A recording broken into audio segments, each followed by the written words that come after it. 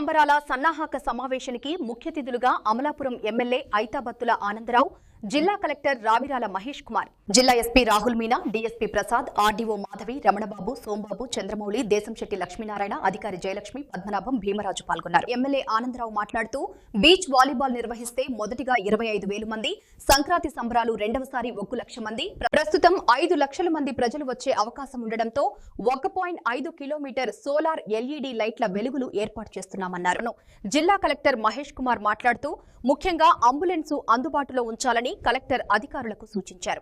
శుభ్రతతోనే మనం సంక్రాంతి సంబరాలు నిర్వహణ అందరూ సహకరించాలన్నారు. ఈ కార్యక్రమంలో రూరల్ సిఐ ప్రశాంత్ కుమార్, పలు శాఖల అధికారులు పాల్గొన్నారు.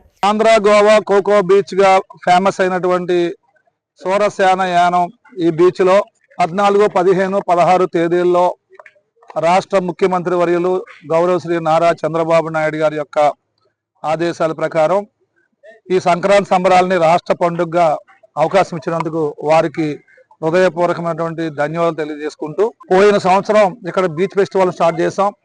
అప్పుడు రోజుకి 1 లక్ష మంది వచ్చారు. అప్పుడు ఏర్పాట్లు అంతంత మాత్రంగా ఉన్నాయి.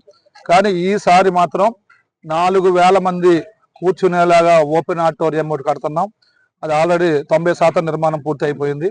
అలాగే ఒక రెస్టారెంట్ కూడా ₹1 కోటి కడుతున్నాం. అది కూడా 90% నిర్మాణం పూర్తయింది.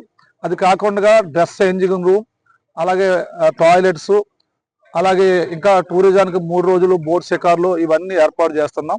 అలాగే పార్కింగ్కి ఇంకో టెంపరీ బ్రిడ్జిని కూడా ఏర్పాటు చేసాం. ఆ temporary bridge parking in out పెట్టాం. విలేజ్ మొత్తం 1 వే ట్రాఫిక్ని ఏర్పాటు చేస్తున్నాం.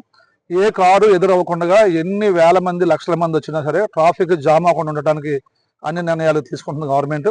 ఇప్పుడే కలెక్టర్ గారు జిల్లాలో ఉన్న అన్ని డిపార్ట్మెంట్లు హెడ్స్తో మీటింగ్ పెట్టారు.